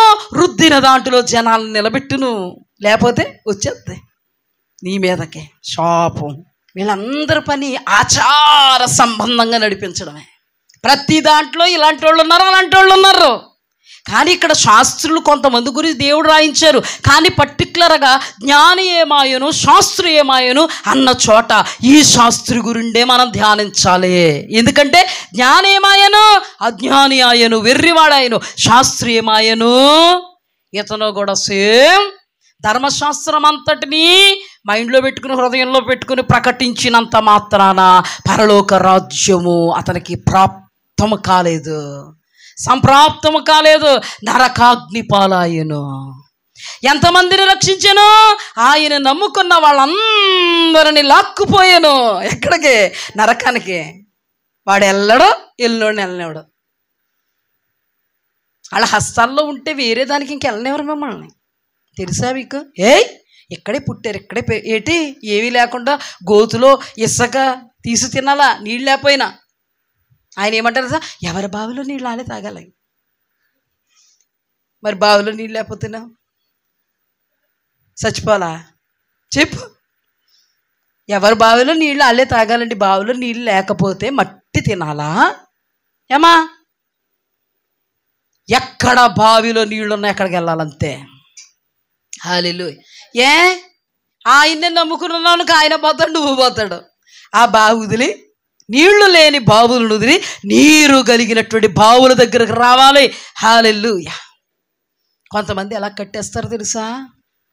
అక్కడ ఆచారాలున్నా, అక్కడ సంప్రదాయాలున్నా, అక్కడ ప్రార్థన లేకపోయినా, అక్కడ దేవుళ్ళు లేకపోయినా, నీ ఆత్మకు అసలు క్షేమం కలగకపోయినా, వాక్యం వేరు, వాళ్ళు బోధించే బోధ వేరు, వాళ్ళ పరిస్థితులు వేరైపోయినా నువ్వు కొంత నిస్సహాయుతను కానీ కనుపరిచావో వాక్యాలు ఎత్తాడు. ఇంకా జ్ఞానం ధర్మశాస్త్రం అంతా మా చేతుల్లో ఉంది. జ్ఞానం అనే తాళపు చెవి మా దగ్గర ఉంది. మాకు తెలుసు ఎక్కడెక్కడ ఏ వాక్యం ఉందో, ఎలా జ్ఞానంగా చెప్పాలో మాకు తెలుసు. ఏలికేస్తే కాలుకి ఎలాగ వెయ్యాలో, కాలుకేస్తే ఏలికి ఎలాగ వెయ్యాలో మాకు తెలుసు. ఏం చేస్తావు మరి? ఆ ఆత్మని నేను అటు వెళ్ళనేమన్నా ఇటు వెళ్ళనేమన్నా ఏం చేస్తావు? నా దగ్గర కట్టేసుకుంటాను. ఆ తర్వాత ఏమవుద్ది? ఆల్రెడీ కట్టేసుకున్నాను కాబట్టి నేను వెళ్ళిపోతే నాతో పాటు వచ్చేద్ది, అంతే. జాగ్రత్త సుమ. చాలామంది జనాలని మోసం చేస్తున్నారు. వాళ్ళు వెళ్ళరు పరలోకం, వెళ్ళేవాళ్ళు వెళ్ళనివ్వరు. వాళ్ళ దగ్గర ఆత్మ లేదు, వాళ్ళ దగ్గర అభిషేకం లేదు, వాళ్ళ దగ్గర దేవుడు లేడు. ఏముంది? జ్ఞానం ఉంది. ఏ జ్ఞానం? దెయ్యాల జ్ఞానం. ఏ జ్ఞానం? వెర్రి జ్ఞానం. ఏ జ్ఞానం? కల్పితమైనటువంటి వాటిని దైవోపదేశములుగా ప్రకటించేటువంటి దౌర్భాగ్యపు జ్ఞానం, అవివేకపు జ్ఞానం, అంధత్వపు జ్ఞానం, మందత్వపు జ్ఞానం. పరలోకానికి చేర్చే జ్ఞానం కాదు సుమ. నిన్ను నరకాగ్ని పాలు చేయు జ్ఞానం, నిన్ను నిత్య నాశనానికి లాగేటువంటి జ్ఞానం. అందుకే పౌలు నడినెత్తిన కొట్టుకుంటున్నాడండి. అందుకే పౌలు గుండెలో బాదుకుంటున్నాడు. నేను వెళ్ళిపోయిన తర్వాత క్రూరమైన తోడేళ్ళు మీ మధ్యకు వస్తాయేమో. నేను ప్రకటించిన సువార్త కాక వేరొక సువార్తను పరలోకము నుండి దేవదూత వచ్చి సువార్తను ప్రకటించిన వాడు శాపగ్రస్తుడు. కలిపి చెరిపెడు బోధకులు అనేకులు ఉన్నారు. మేము కలిపి చెరిపెడు అనేకుల్లాగా లేం. మా బోధ కపటమైనది కాదు, మోసయుక్తమైనది కాదు, అపవిత్రమైనది కాదు. కలిపి చెరిపెడు అనేకులలాగా మేము లేం. ఇప్పుడు కలిపి చెరుపుతారు వీళ్ళు. వాక్యం మా దగ్గర ఉంది. ఎలా కలిపి చెరిపాడు ఇస్కరియోతు యోధ? తన స్వప్రయోజనం కొరకు యేసు ప్రభు దగ్గరికి వచ్చి వాక్య ప్రకారంగా ఆత్మ నడిపింపుతో ఆ అత్తరును పాదాల మీద పోసి అభిషేకం చేస్తుంటే అత్తరు నేలపాలైపోతున్నట్టు కనబడుతుంది. వీరికి యేసు ప్రభు పాదాలు కనబడట్లేదు అక్కడ. ఏం బాబు నీ బాధ ఏంటి చెప్పే నాకు అంటే, ఏం లేదు నీకే చెప్తున్నా బాధ, ఇంకెవరికి చెప్పకే. అత్తరు అనవసరంగా అలాగే వేసేస్తుందా? డబ్బులు రావు. ఆ అత్తరు కానీ అమ్మేస్తే చాలా కాస్ట్లీ అత్తరు కదా, చాలా డబ్బులు వస్తాయి కదా. కానుక వేసింది అనుకో, సగం డబ్బులు నాకు, సగం యేసు ప్రభుకి. నీకే చెప్పాను, ఎవరితో చెప్పకే. అదే నీ బాధ, నీ బాధనే అదే నా బాధ, అందుకే బాధ చేశా. ఏం చేసా? బీదలను కటాక్షించాలని చెప్పాడు కదా దేవుడు. యేసు ప్రభును ప్రేమించువాడు మరీ ధన్యుడని చెప్పలేదు దేవుడు. అంటే నీకు 2 వాక్యాలు తెలుసు కాబట్టి అనుకూలమైన వాక్యాన్ని నువ్వేం చేస్తా? చెప్పుకుంటా. దేవుని ఎదుట యథార్థంగా బోధించిన వాడు దేవుని ఎదుట యథార్థవంతుడవుతాడు. కపటంగా బోధించువాడు కపటోపాయముతో అపవాది సంబంధి అయి దుష్టుడికి వాడు అనుచరులకు సిద్ధపరిచిన నిత్య నరకాగ్నికి పోతాడు. జ్ఞానముతో ఉపదేశించేది కాదండి వాక్యము, దేవుని ఆత్మ జ్ఞానముతో ఉపదేశించేదండి వాక్యము. నీ ఇష్టం వచ్చినట్టుగా చెప్పేది కాదు వాక్యం, నీ ఇష్టం వచ్చినట్టుగా వాక్యాన్ని సిద్ధపరుచుకుని నిలబడేది కాదు వాక్యం. దైవాత్మ సంభూతుడువై సంభూతురాలువై ఎక్కడ నిలబడాలన్న దేవుడు సన్నిధికి వచ్చి అడిగితే దేవాది దేవుడు ఆయన ఆత్మావేశముతో నీతో మాట్లాడతాడు. నీ నోటులో ఆయన మాట పెడితే ఆ మాటను ప్రకటించుట నీ పని, అది నీ పరమార్థమై ఉన్నది. లేదా నీవు చెదరగొట్టువాడవవుతావు. ఎలా పడితే అలా చెప్పేది కాదండి వాక్యం, ఎవడబడితే వాడు చెప్పేది కాదు వాక్యం. వచ్చేసింది కదా 4 ముక్కలు వళ్ళించుకుందాం, జ్ఞానం తోడయింది కదా, జ్ఞానంతో చెప్పేయచ్చు కదా. జ్ఞానంతో చదువుతాడు, జ్ఞానంతో జ్ఞానంగా ప్రవర్తిస్తాడు. అదే జ్ఞానముతో వాక్యాన్ని బోధిస్తే ఆ జ్ఞానము దేవుడి దృష్టికి వెర్రితనమైపోద్ది. జాగ్రత్త. జ్ఞాని ఏమాయను? వెర్రివాడాయను. జ్ఞాని ఏమాయను? అవివేకాయను, అంధుడాయను. జ్ఞాని ఏమాయను? పనికి మాలిన వాడాయను. ఇది కాదండి వాక్యం చెప్పే విధానం. దేవుడు చెప్పాలి. హల్లెలూయా. దేవుడు చెప్తే మీ హృదయాలకు దూసుకుపోతాయి. దేవుడు చెప్తే తొంగి చూసారా పాస్టర్ గారు అన్నట్టుగా ఉంటుంది. హల్లెలూయా. దేవుడు చెప్పితే మీ హృదయ అంతరంగాలతో మాట్లాడతాడు. మీకు ఒక విధమైనటువంటి అభిషేకం ఏలుబడి చేస్తుంది. అది దేవుని యొక్క ఆత్మ, దెయ్యాల ఆత్మ కాదండి. ఇది భ్రమపరుచు ఆత్మ కాదండి, కవ్వించేది కాదండి, మైమరిపించేది కాదండి, మురిపించేది కాదండి. దేవుడి యొక్క హృదయాన్ని తెలుసుకుని అధ్యయనం చేసుకుని దేవుడు పాదాలు పట్టుకొని దేవుడికి విధేయత చూపిస్తే దేవుడు వాడుకుంటాడు. అదండి వాక్యం చెప్పే విధానం. కానీ శాస్త్రి అనుకూలం. ఏంటి శాస్త్రి అనుకూలం? శాస్త్రి ఏమాయన మీ ముందు వేషధారి ఆయన. అతడి ప్రార్థనలు ఏమయ్యాయి? మాయా వేషముతో కూడిన ప్రార్థనలు అయ్యాయి. ఆయన ఉపదేశించే ఉపదేశాలు అతడు అనుకున్నవి దైవోపదేశములని, ఆచారాలను దైవోపదేశములని, మనుష్యులు కల్పించినటువంటి పద్ధతులను దైవోపదేశములని బోధిస్తాడు. ఏం కోరుకుంటాడో? నన్ను మనుష్యులు ఫాలో అవ్వాలని కోరుకుంటాడు. మనుష్యులు నా యందు అతిశయపడాలని కోరుకుంటాడు. మనుష్యులు ఎదుట నా భక్తి కనబడాలనుకుంటాడు.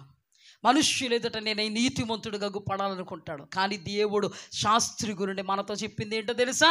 తాను నీతిమంతుడు అయినట్టుగా కనుపరుచుకోవాలని, యేసుక్రీస్తు ప్రభువును శోధించే శోధకుడని, విధవరాండ్ల యొక్క ఎండ్లను దిగమింగేవాడని, దేవుని ప్రేమ కనికరము జాలి లేనివాడని, విశ్వాసము లేనివాడని, అగ్రస్థానాలు అగ్రపేటాలు శరీర సంబంధమైనవి కోరుకునేవాడని. ఇప్పుడు చెప్పండి, శాస్త్రీయమాయను మన ముందు వేషధారాయను. ఏ వెతికెళ్ళిపోయాడినా? కొంతమంది జ్ఞానంతో బోధిస్తారండి, దైవిక జ్ఞానం కాదు అది. మనుషులు ఎలాగ జ్ఞానం వీడు అని అనుకుంటామో మనం అనుకున్నాం కదా మొన్న, జ్ఞాని వీడు చాలా జ్ఞానంగా ప్రవర్తించాడు. ఆ జ్ఞానం ఏమైంది? వెర్రి జ్ఞానం. వీళ్ళు కూడా జ్ఞానంతో బోధిస్తారు. ఈ జ్ఞానం వెర్రి జ్ఞానం, దెయ్యాల జ్ఞానం. దెయ్యాల జ్ఞానంతో కూడా వాక్యం బోధిస్తారు. తెలుసా? తెలీదా? ఏమా దెయ్యం వచ్చి వాక్యం చెప్పాడా? వక్రీకరించి చెప్పాడా? లేదు, దెయ్యం వచ్చి యేసుప్రభుకి, యేసుప్రభువా ఈ రాళ్ళను రొట్టిగా చేసుకు తినే, వక్రీకరించి. దేవుడు రాళ్ళను రొట్టిగా చేసి తినమనలేదురా. మనుష్యుడు రొట్టె వలన మాత్రం కాదు, దేవుని నోట నుండి వచ్చు ప్రతి మాట వలన బ్రతుకుతాడు. వాక్యం చెప్పాడు, వక్రీకరించి చెప్పాడు. బిలాము కూడా వాక్యం చెప్పాడు, వక్రీకరించి చెప్పాడు. ఇస్కరియోతు యోధ వాక్యం చెప్పాడు, వక్రీకరించి చెప్పాడు. కలిపి చెరుపుడు బోధకులు వాక్యం చెప్తారు, వక్రీకరించి చెప్తారు. కలిపి చెరుపుడు బోధించేవాడు చాలా జ్ఞానంగా బోధిస్తాడు. ఇది దైవ జ్ఞానమా? No no. జ్ఞానం అనేటువంటి తాళపు చివరి ఎత్తుకుపోయినటువంటి శాస్త్రుడు అనబడేటువంటి ధర్మోపదేశకుడు యొక్క జ్ఞానం. కొంతమంది తెలియక బాగా చెప్పారండి పాస్టర్ గారు, చాలా నవ్విత్త చెప్పేశారండి పాస్టర్ గారు, చాలా కవిత్త చెప్పేశాడండి. ఈ నవ్వు కవితోటి ఉండిపోయావు నువ్వు. ఏం గుచ్చుకోలేదా నీకు? దూసుకుపోలేదా? లోపల నుంచి చీకటి కోణాలు బయటికి రాలేదా? ఏ నవ్వుతో చెప్తున్నంత మాత్రాన చీకటి కోణాలు బయటికి రావట్లేదు ఇప్పుడు. అదండి హల్లెలూయా. అర్థమైందా? చీకటి కోణాలు కనబడతాయి, చీకటి కోణాలు లాగుతుంది వాక్యం. దేవునికి మహిమ కలుగునుగా. కలిపి చెరిపుడు వాడు చెప్తే చీకటి కోణాలు బయటపడతాయా? వాళ్ళకి అవసరమైన మీ జీవితంలో విత్తిపోతాడు. గురుగులు విత్తేసాడంట చూడు, గోధుమలు విత్తాడు పాపం. అక్కడే గురుగులు కూడా విత్తాడు. ఎవడో తెలుసా? కలిపి చెరిపెడు బోధకుడు. యేసు క్రీస్తు ప్రభు వారి దగ్గర కలుపుతున్నారు, చెడుపుతున్నాడు వాక్యం సైతానుగాడు. ఎత్తైన శిఖరం మీద తీసుకువెళ్ళి యేసు ప్రభు వారిని దూకే, నీ దేవుడు తమ దూతలకు ఆజ్ఞాపించును, నీ పాదం ఇప్పుడు రాయికి తగలకుండా వారు తమ చేతుల మీద ఎత్తి పట్టుకుంటారు. దూకేనా నీ మాటిని? అంత తింగరంలా కనబడుతున్నాను నేను దూకేయడానికి నీ మాటిని.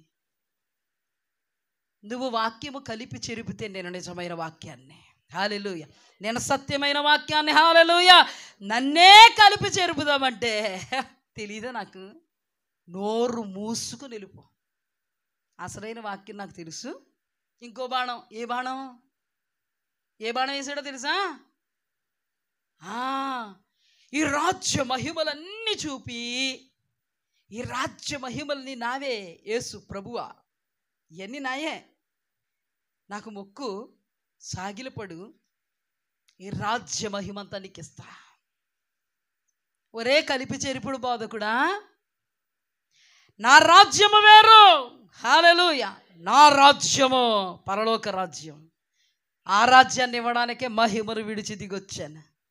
నువ్వు వేసేటువంటి కలిపి చెరుపుడు బాధలో పడిపోయి నీకు మొక్కను, నీ దేవుడైన యెహోవాను మాత్రమే మొక్కి ఆయనను మాత్రమే సేవింపవలెనని వ్రాయబడి ఉన్నది.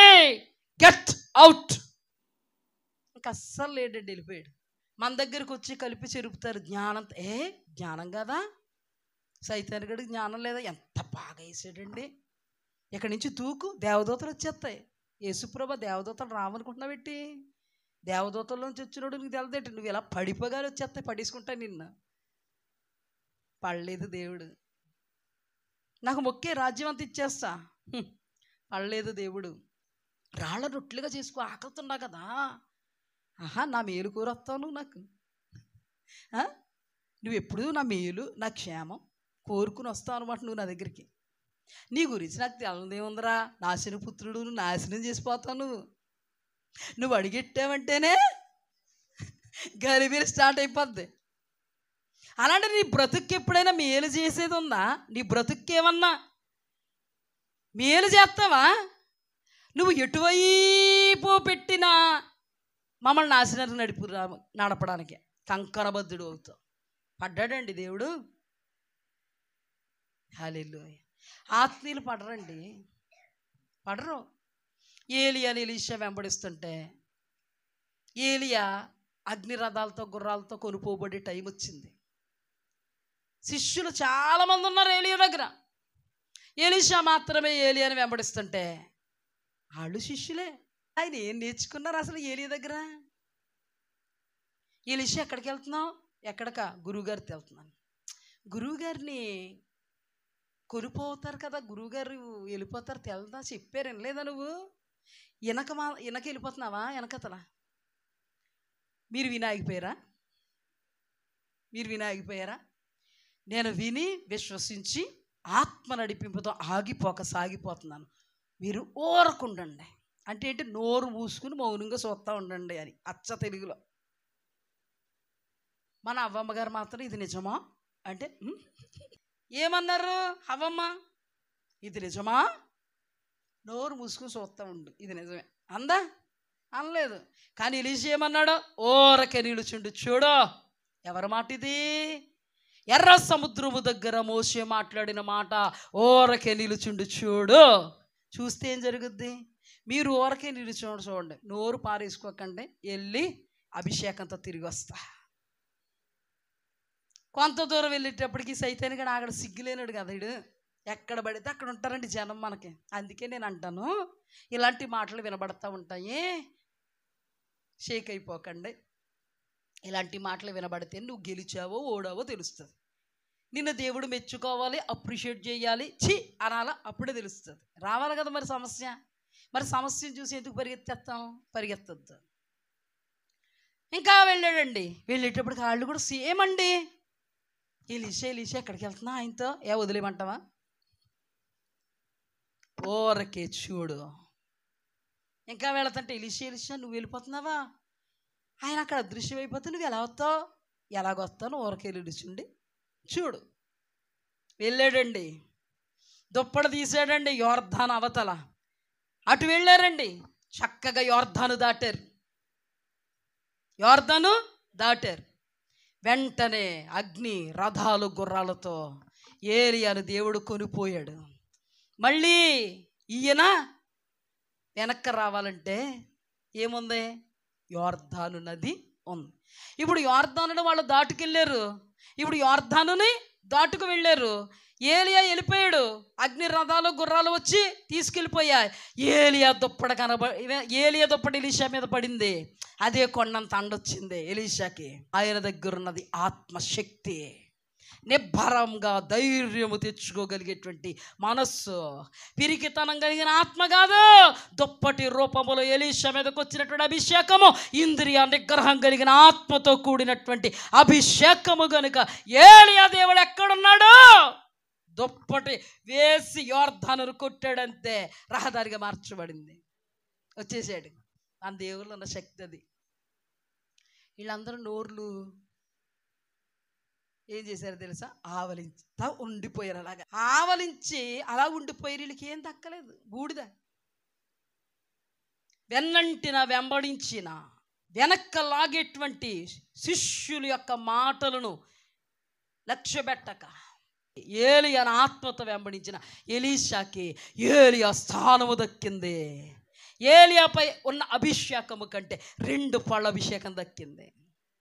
ఏ మాటలు నిన్ను వెనకలా అవుతున్నాయి? కలిపి చెరిపుడు బోధకులు చాలామంది ఉంటారు. అందరూ పాస్టర్లే కాదు, మన పక్కన విశ్వాసులు కూడా మనం లాగుతారు వెనక్కి. బంధువులు లాగుతారు, రక్త సంబంధికులు లాగుతారు. వాళ్ళలో నుంచి కూడా మాట్లాడతాడు. పాములో నుంచే మాట్లాడినోడికి మనిషిలో నుంచి మాట్లాడలేడా? ఆడు ఎందులోకైనా దూరేస్తాడు. అందుకని మనం ఇది ఎవరి స్వరం అనుకోవాలి? వాగ్దానం ఇచ్చిన వాడు నమ్మదగిన వాడు.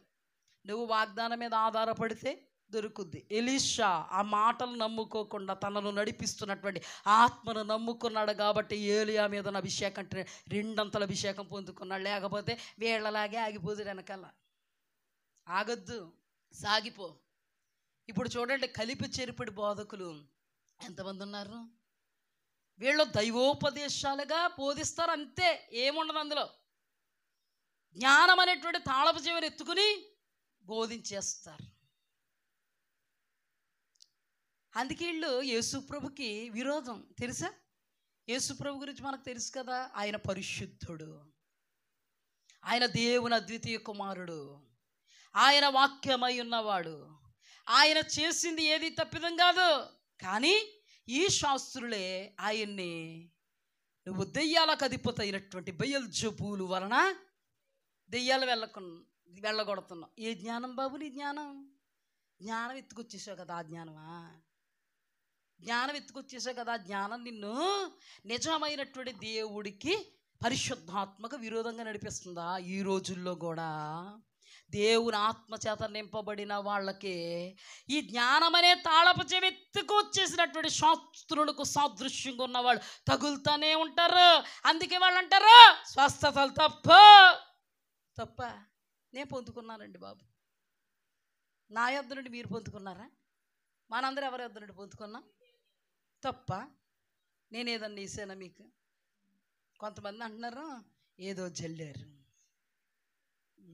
నేను ఇప్పుడు సీత గారు కుదుర్చుకున్నాను, 10,000 ఇస్తానమ్మా మీకు, స్వస్థత జరిగిందని చెప్పండి, స్టేజ్ మీద తీసుకొస్తాను మిమ్మల్ని, ఇలాగ అంటున్నామంట. కిషోర్ గారికి ఎన్ని లక్షలు ఇచ్చానో మరి, బ్యాగ్ తీసేసారని చెప్పు, క్యాన్సర్ వచ్చిందని చెప్పు, పోయిందని చెప్పి ప్రార్థన చేస్తే అలాగన్నామా? ఏమ్మా, ఎంతమంది లేరండి ఇక్కడ ఉన్న ప్రతి ఒక్కరు స్వస్థతను పొందుకున్న వాళ్ళే. హల్లెలూయా. ఇలాంటి వాళ్ళు యేసుప్రభు స్వస్థపరుస్తుంటే నువ్వు అసలే నువ్వు దేవుని కుమారుడు అయితే దానికి దీనికి సంబంధం లేదు, అడక్కో. దొరికిపోతాను అడిగితే. ఎందుకంటే నా గాడిదని నా గొర్రెపిల్లని తీసేసుకుంటాను. మరి అంతకంటే మనిషి శ్రేష్ఠుడు కదా. ఆ శ్రేష్ఠుడు కాబట్టి నా దగ్గరికి వచ్చాడు, కాబట్టి నేను ఆ టైంలో దగ్గర ఉన్నాను, కాబట్టి నేను అధికారం కలిగిన వాడిని, కాబట్టి తండ్రి యొక్క అద్వితీయ కుమారుణ్ణి, కాబట్టి యోనా కంటే గొప్పోడిని, కాబట్టి సొలొమోను కంటే గొప్పోడిని, కాబట్టి మందిరం కంటే దేవాలయం కంటే గొప్పోడిని, కాబట్టి విశ్రాంతి దినానికి ప్రభువుని, కాబట్టి నేను స్వస్థపరుస్తా. అయితే నువ్వు దేవుడు కుమారుడు కాదు. మా ధర్మశాస్త్రంలో అలా లేదు. ఎలా లేదు? స్వస్థపరచొద్దని ఏమని అన్నాడు దేవుడు? విశ్రాంతి దినాన ఏ పని చెయ్యొద్దు, దేవుణ్ణి ఆరాధించడం మానేసి కోతకెళ్ళొద్దు అన్నాడు. దేవుణ్ణి ఆరాధించడం మానేసి ఫంక్షన్కి వెళ్ళి తినొద్దు అన్నాడు. అంతేగాని ఆదివారం దినాన ఎవడో మెట్ల మీద నుంచి పడిపోతే హాస్పిటల్కి తీసుకెళ్ళొద్దు అనలేదు.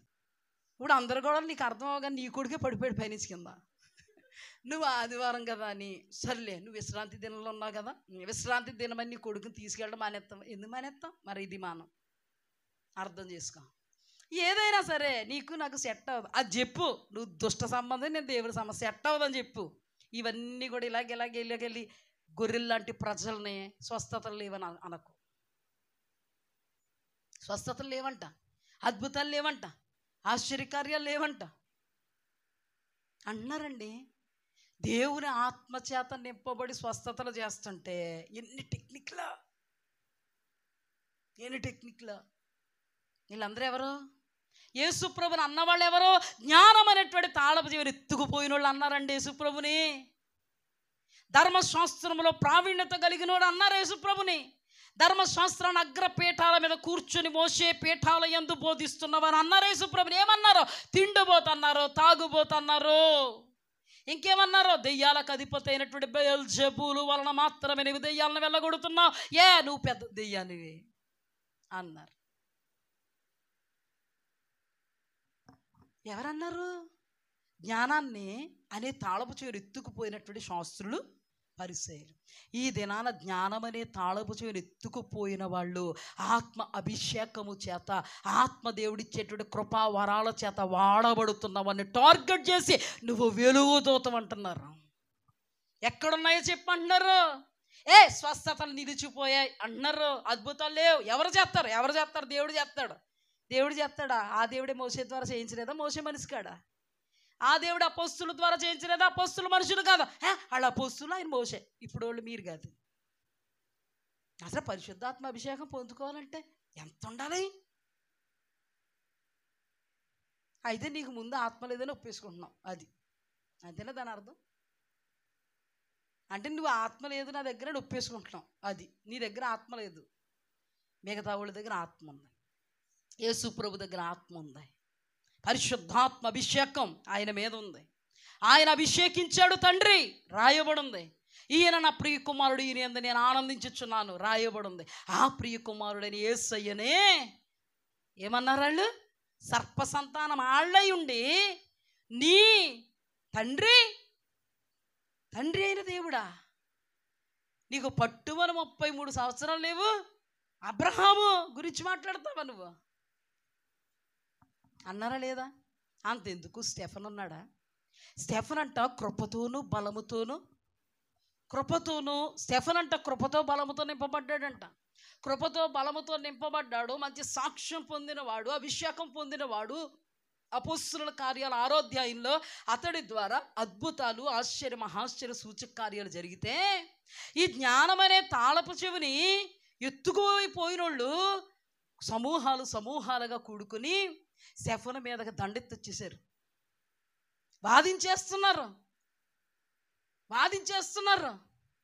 వాదించేసేటప్పటికి చెప్పాల్సిన వాక్యం అంతా చెప్పాడు.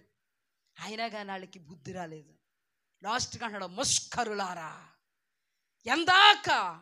ఎంతమందిని దేవుడు పంపాడో అంతమంది చావుకు కారణమయ్యారు. మీరు ముష్కరులు. పరిశుద్ధాత్మని ఎల్లప్పుడూ దుఃఖపెట్టేవాళ్ళం, వ్యతిరేకించేవాళ్ళం, మీలో మార్పులు రావు అని దేవుడు అతనికి ఇచ్చినటువంటి పరిశుద్ధాత్మ శక్తితో అతను అగుపరిచినటువంటి జ్ఞానానికి మారు మాట్లాడలేక ఈ జ్ఞానం అనే తాళపు చివరి ఎత్తుకొచ్చినటువంటి మనుషులు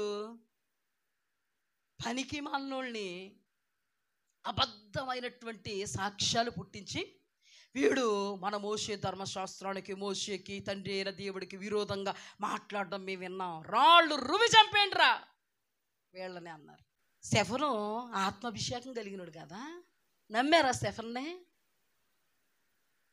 స్టెఫన్ ఆత్మతో అద్భుతాలు చేయలేదా? స్టెఫన్ ఆత్మతో స్వస్థతలు చేయలేదా? ఆశ్చర్య కార్యాలు చేయలేదా? మహాశ్చర్య కార్యాలు చేయలేదా? సూచక్రియలు చేయలేదా?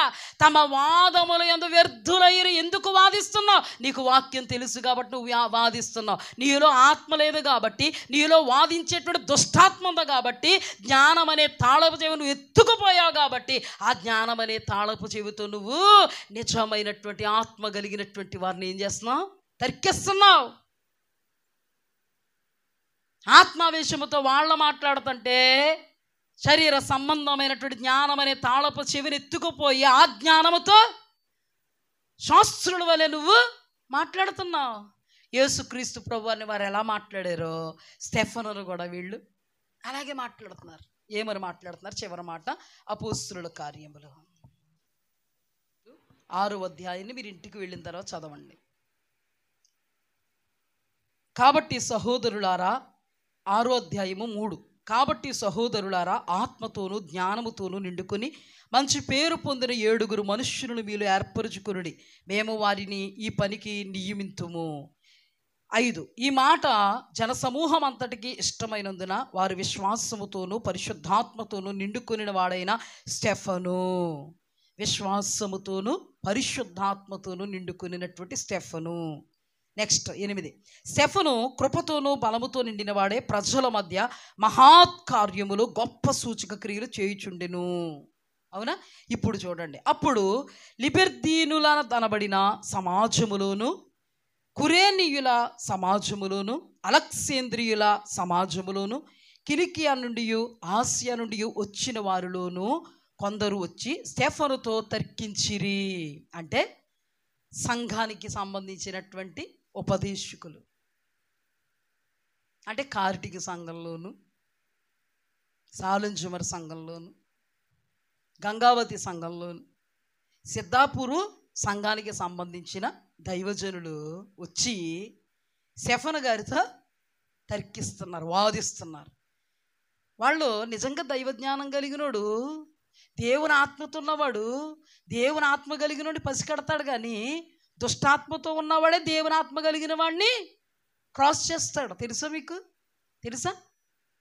జ్ఞానం అనే తాళపు చెవిని ఎత్తుకుపోయిన శాస్త్రులు, పరిసయ్యులే, ధర్మశాస్త్రోపదేశకులే నిజమైనటువంటి వెలుగు అనబడిన వాక్యం అనబడిన తండ్రి యొక్క అద్వితీయ కుమారుడైన యేసుక్రీస్తుతో తర్కించారు, వాదించారు. ఇప్పుడు స్టెఫను పరిశుద్ధాత్మతో విశ్వాసంతో నిండుకున్నాడు. స్టెఫను అభిషేకముతో మహాశ్చర్య కార్యములు, స్వస్థతలు జరిగిస్తుంటే ఈ పాస్టర్స్ ఎవరిని తగులుకున్నారు? ఏంటాడు ధైర్యం? వాక్య జ్ఞానం ఉంది మాకు, నీకు అనుకూలమైన తీసుకున్నాను. తీసుకుని ఏం చేస్తున్నాడు పాపం స్టెఫన్? ఇక్కడ విశ్వాసంతో ఉన్నాడు, అభిషేకంతో ఉన్నాడు. అద్భుతంగా దేవుడు ఆత్మతో స్వస్థతలు, మహాశ్చర్యకార్యాలు, సూచక్రియలు చేస్తుంటే వీళ్ళకి ఏంటి బాధ? సైతానికడికి బాధ కదా మరి. కుదురుగా ఉండగలరా చెప్పండి అమ్మా? పోనీ ఆ మనుషులు కుదురుగున్నా ఆడు లోపల కుదురుస్తాడా? ఆడు మామూలుగా కుదురు కొంపట్లేనాడు, అసలు ఒక్కరిని కూడా కుదురుగుండేవాడు. ఎవరినైనా దెయ్యం పట్టిందని కుదురుంటుందండి? ఆమె చక్కగా వాక్యం చదువుకుని ప్రార్థన చేసుకుంటుందా? మరి ఇది చక్కగా సేవ చేసుకోవచ్చు కదా, సంఘాలు లేవా? ఆ సమయం ఏదో దేవుడి సన్నిధిలో ప్రార్థనలో గడపచ్చు కదా, ఉపవాసంతో గడపచ్చు కదా, ఆ సమయం ఏదో దేవుడి వాక్యాన్ని ధ్యానం చేయొచ్చు కదా, ధ్యానం చేయొచ్చు కదా, ఉపవాస కూటాలు పెట్టచ్చు కదా, మీటింగ్స్ పెట్టచ్చు కదా. అవన్నీ మానుకుని ఎక్కడికి వచ్చారో? స్టెఫన్ దగ్గరికి వచ్చాం. ఏం చేస్తారు? తర్కిస్తాం, ఇంకా వాదిస్తాం. మానేయమంటాం. ఏంటి? అద్భుతాలు చేయడం మానేయాలి, స్వస్థతలు చేయడం మానేయాలి. ఎందుకు మానాలి? వాక్యక్రమం కాదు అది. ఎక్కడుంది? ఇక్కడ ఉంది ఒక వచనం. అలా ఉన్నారండి, మీకు తెలియాలా చెప్తున్నాను. అలాగే ఉన్నారు ఇప్పుడు. వీళ్ళందరి గమ్యం వీళ్ళు వెళ్ళరు. ఎవరు? వెళ్ళి వాళ్ళు వెళ్ళనివ్వరు. వీళ్ళు వెళ్ళరు, వెళ్ళే వాళ్ళని వెళ్ళనివ్వరు. జ్ఞానం అనే తాళపు చెవి ఉంది. ఏంటి మీకు ధైర్యం? మాకు వాక్యం అంతా తెలుసు. వీళ్ళు అనుకుంటారు మాకు దేవుడు జ్ఞానవాక్యమనో బుద్ధి వాక్యమనో ఇచ్చేసారు. నీకా? నాకు డౌటే. ఒక ఆయన అంటున్నాడు, నాకు దేవుడు జ్ఞానవాక్యమనో బుద్ధి వాక్యమనో ఇచ్చాడు, అందుకేనా నిజమైన సేవకులు పట్టుకున్నాను, అందుకేనా రా అన్నా ఒక వచనం చూపించి 100 వచనాలు చూపిస్తాం మేము, నువ్వు ఒకటి చూపిస్తే. నువ్వు నోటితో బతికేస్తున్నావు, ఎందుకంటే జ్ఞానం అనే తాళపు చెవి వచ్చేసింది కదా. ఏలికెత్తే కాలుకెత్తావు, కాలుకెత్తే ఏలికెత్తావు. మాట్లాడినేవో నువ్వు ఎవరినైనా, నీకు అంత నోరు ఇచ్చేసాడు భగవంతుడు. నాశన దినం కొరకు ఇలాంటి వాళ్ళు ఉండాలి కదా. మరి దేవుడు అన్నాడా, నాశన దినం కొరకట్ట భక్తిహీనుల్ని బుద్ధిహీనుల్ని పుట్టించాడంట, అందులో ఒకడో నువ్వు, అంతే. చూడండి ఇక్కడ ఏమైందో తెలుసా? కొందరు వచ్చి స్టెఫనుతో తర్కించిరి కానీ మాటలాడుట ఏదో అగుపరిచిన జ్ఞానమును అతనిని ప్రేరేపించిన ఆత్మను వారు ఎదిరింపలేకపోయిరి. అప్పుడు వారు, వీడు మోషే మీద దేవుని మీద దోషర వాక్యాలు పలకగా మేము వింటామని చెప్పుటకు మనుష్యులను కుదుర్చుకొని ప్రజలను పెద్దలను శాస్త్రులను రేపి. ఈ శాస్త్రులు మాత్రం ఉంటారు ముందు. ఎవరు లేకపోయినా మీరు పిలిచిన పిల్లపై మేము వచ్చేస్తాం ఇలాంటి వాటికి. ఏంటి మాకు చాలా మక్కువ. శాస్త్రి ఉన్నాడా లేదా? రాళ్ళు రువ్వడానికి ముందు ఉంటాడు. చూడండి, ప్రజలను పెద్దలను శాస్త్రులను రేపి అతని మీదకు వచ్చి అతనిని పట్టుకొని మహాసభ యొద్దకు తీసుకుని పోయి అబద్ధపు సాక్షులను నిలబెట్టిరి. వారు, ఈ మనుష్యుడు ఎప్పుడును ఈ పరిశుద్ధ స్థలముకు మన ధర్మశాస్త్రమునకు విరోధంగా మాట్లాడుచున్నాడు. ఈ నజరేయుడని యేసు ఈ చోటును పాడు చేసి మోషే మనకిచ్చిన ఆచారములను మార్చునని వీడు చెప్పగా మేము వింటిమనిరి. సభలో కూర్చున్న వారందరూ అతని వైపు తేరు చూడగా అతని ముఖము దేవదూత ముఖం వలె వారికి కనబడిన. హల్లెలూయా! దేవదూత ముఖం వలె కనబడిన భయం లేదా? దేవదూత ముఖంలా కనబడిందా? మాకు అలా కనబడలేదు. మరి ఇక్కడ రాయబడింది కదా దేవదూత ముఖంలా. అయినా మా మనస్సాక్షులు మమ్మల్ని ఏం చేశాయి? వాతవేయబడిన మనస్సాక్షితో మేమున్నాం. ఇంకా మీకు దేవదూత ముఖంలాగా కనబడిపోయినా భయం వేయలేదు వాళ్ళకి. అది గొప్పతనం. నాశన దినం కొరకు ఇలాంటి వాళ్ళు ఉండాలి కాబట్టి వీళ్ళంట వాతవేయబడినటువంటి మనస్సాక్షిగా అప్పగించాడంట దేవుడు. హల్లెలూయా! ఇక్కడ ఏమన్నారు? ధర్మశాస్త్రానికి విరోధంగా, మన మోషే మనకి ఇచ్చినటువంటి ఆచారాలకు విరోధంగా ఈ యేసు పాడు చేశాడు. నజరేయుడని యేసు ఈ చోటును పాడు చేశాడు. అయ్యో బాబోయ్! ఎంత వాక్యం ఉన్నా కూడా కొంతమంది ఎందుకు పెచ్చిరేగిపోతున్నారు అర్థం అవట్లే. అందుకే ఇలా మార్పులు రావు. అందులో శాస్త్రి ఉన్నాడా? చివరికి ఏం చేశారు తెలుసా? రాళ్ళు రువి చంపేశారండి. ఆ రాళ్ళు రువు చంపేసిన అతను ఏమన్నాడు? ప్రభువా, వాళ్ళ పాపము వాళ్ళ మీద మోపకము, వాళ్ళను క్షమించు. అయినా బుద్ధి రాలేదు. సౌలు సమ్మతించేశాడు. బుద్ధి ఉందా? బుద్ధులు రావండి వీళ్ళకి. ఏం రాదమ్మా? బుద్ధి రాదు. ఇటు దేవదూత రూపములా ముఖం కనబడుతున్న బుద్ధి ఉందా? నెబుకద్నెజరు బెటర్ మీకంటేని. ఆ నెబుకద్నెజరు రాజు ప్రతిమకి నమస్కారం చేయలేదని షద్రక్ మెషక్ అబేద్నెగోలు 7 అంతలో అధికం చేసినటువంటి అగ్నిగోళంలో పాడెత్తే అగ్నిగుండంలో దేవదూత కాదు దేవత లాంటి ముఖం కనబడితే ఒర్రే ఒర్రే ఒర్రే దేవతలా కనబడుతుందిరా ఇంకొకడు, దేవతలాగా ఉన్నాడు ఇంకొకడు. ఆయన కన్నా బుద్ధి వచ్చి లేపండిరా, తీసేయండిరా బయటకు. దేవతలా కనబడేటప్పటికి తీసేయండి బయటకు. తిరుగుతున్నారు, ఏదో జరుగుతుంది. ఇది మామూలు విషయం కాదు, ఇది మొత్తానికి ఏదో అని తీసేయండి బయటికి. దేవత దూతలాగా, దేవతలకు కూడా కాదు, ఆయన అన్యుడు కాబట్టి దేవతలా కనబడింది ఆయనకి. మరి ఈయనకి దేవదూతలకు కదా కనబడింది వీళ్ళకి. అక్కడ రాయబడి ఉంది, వాళ్ళందరికీ దేవదూతలా కనబడిందట స్టెఫను ముఖం. అయినా బుద్ధి వచ్చిందా? మాకు బుద్ధి రాదు. నాశన కోపానికి దిగిపోవడానికే దేవుడు మమ్మల్ని పుట్టించాడు. ఫరో అన్నవాడిని దేవుడు ఎందుకు పుట్టించాడు? ప్రభు శక్తిని చాటుటకే. ఉందా లేదా ప్రార్థన? ఫరోను పుట్టించినదే ప్రభు శక్తిని చాటుటకే, వాగ్దానం నెరవేరా ఫరోలు రావద్దా. యేసుక్రీస్తు ప్రభు వారు శిలువ బలియాగా నెరవేరా, శిలువ వేయండి శిలువ వేయండి అని కేకలు వేయవారు రావద్దా? బర్నబాను విడుదల చేయండి అన్నవాళ్ళు రావద్దా? ఎందుకు మీరు అందరూ అంటున్నారంటే నాశనానికే. అందుకే కొంతమంది మందిరానికి వస్తారు, కానీ ఎంత చెప్పినా అర్థం అవుతుందండి వీళ్ళకి. ఎన్ని రుజువులు కనబడినా, ఎంత వాక్యం చెప్పినా రండి బాబు రండి బాబు అన్నా, ఎన్ని దృష్టాంతాలు చెప్పినా దులిపేసుకోవడమే. ఇంక రారు. మీకు కూడా ఒకటి ఉందలే, అందుకే రారు మీరు. చూడండి ఎందుకు ఇలా అయిపోతారు జనం? ఎందుకు ఇలాగ అయిపోతారా? నాశనం ఉంది, ముందుంది. నా మాటలు కొంచెం షార్ప్గా ఉండొచ్చు, కానీ వాటిని మీరు జాగ్రత్తగా అర్థం చేసుకుంటే చాలా అర్థం ఉంది అందులో. వీళ్ళు ఎందుకండి దేవదూతలాగా ముఖం కనబడినా మార్పు రాలేదు? ఒరే ఎందుకు వచ్చిందిరా బాబు వదిలేయండి. దేవదూతలాగా కనబడుతుంది స్టెఫను ముఖం, మారలేదు. రాళ్ళు పెట్టి రువ్వేసిన అద్భుతంగా ప్రభువా వారి పాపం వారి మీద మోపకు. ఓరి ఆ యేసు ప్రభు కూడా అన్నాడు, వీరేమి చేయించున్నారో వీరు ఎరుగురు గనుక వీళ్ళు క్షమించు. ఏంటి మనం కొట్టేస్తున్నా చంపేస్తున్నా యేసుప్రభు అంత మంచి మాట వచ్చిందంటే మనకి ఎప్పుడన్నా అంత మంచి మాట వద్దా? నిజంగా దేవుడు ఉన్నాడు కాబట్టి వచ్చింది అనుకున్నారా? ఆఖరిగా పొడుసునుడైనా కూడా చూసి అమ్మో అని భయపడి ఈయన దేవుని కుమారుడే అనుకుని పోయాడు, బాగుపడ్డాడండి. ఇలాంటి దేవుడు ఇలాంటి రుజువులు కూడా తెలియపరుస్తుంటే బాగుపడకపోతే ఇంకేంటి? మేము జ్ఞానం అనే తాడుపు చేయని ఎత్తుకొచ్చేసాం, మాకంటే జ్ఞాని ఎవడు? జ్ఞాని ఎవడా? జ్ఞాని ఏమయ్యాడో చూసుకో సార్, శాస్త్రం ఏమయ్యాడో చూసుకో, తర్కవాది ఏమవుతాడో ధ్యానం చేద్దాం మనం. ఈ లోకపు తర్కవాది ఏమవుతాడు? హల్లెలూయా.